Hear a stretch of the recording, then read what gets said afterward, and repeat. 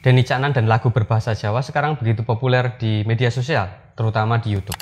Kira-kira kenapa bisa begitu ya? Mari kita coba cari tahu alasannya.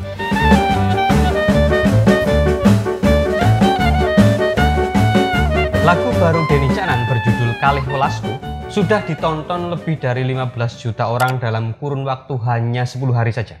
Kalih welasku. Lagu lain misalnya judulnya Lost Doll, ditonton 142 juta orang dalam kurun waktu 2 tahun. Kemudian ada nama lain misalnya Darboy Gang.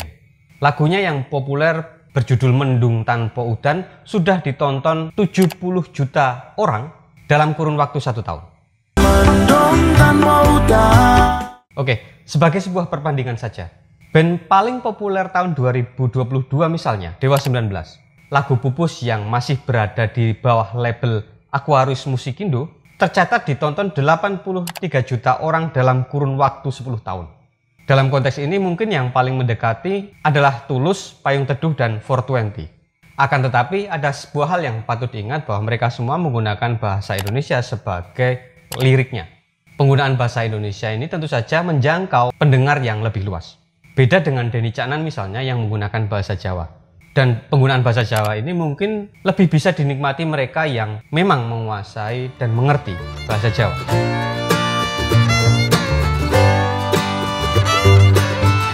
Sebelum Denny Caknan populer misalnya, sebenarnya lagu berbahasa Jawa ini sudah banyak diproduksi. Salah satu yang paling fenomenal tentunya almarhum Didi Kempot. Tetapi meski banyak diproduksi, tapi jangkauannya tidak begitu luas. Tapi situasi itu tiba-tiba saja berubah. Didi Kempot kembali naik daun di sekitar tahun 2018-2019. Ya meski memang sebelumnya ya malang melintang di dunia tarik suara, tetapi di tahun-tahun itu namanya kembali melambung.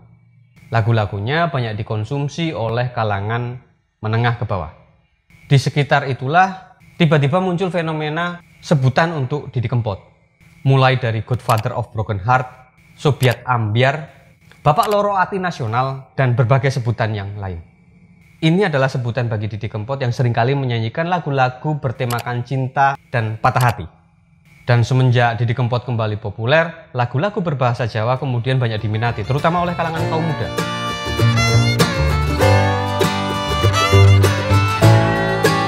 Harus diakui, kembali munculnya Didi Kempot di tahun 2018 dan 2019 sangat dipengaruhi oleh media sosial.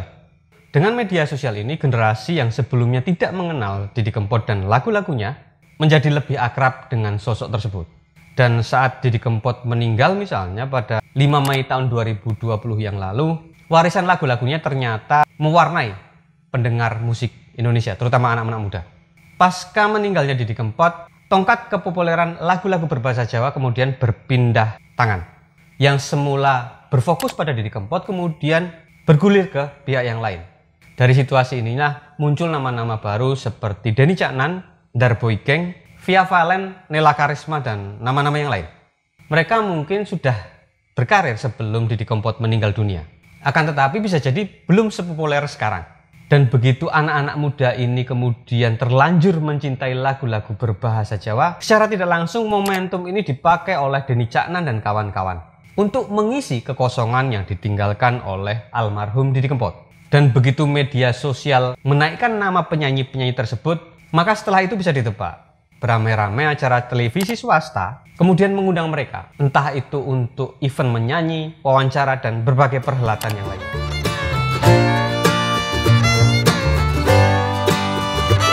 Warisan lain dari almarhum Didi Kempot adalah soal tema lagu.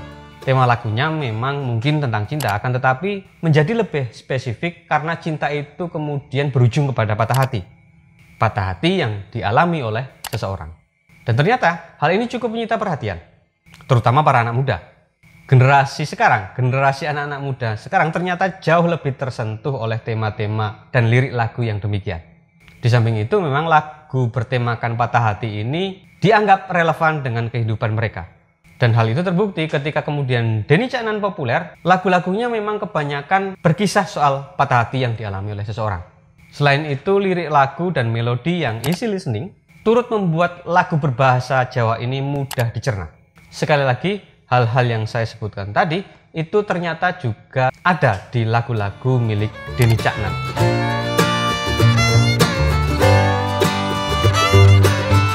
Dibandingkan dengan lagu berbahasa lain, lagu berbahasa Jawa di Indonesia memang cukup populer.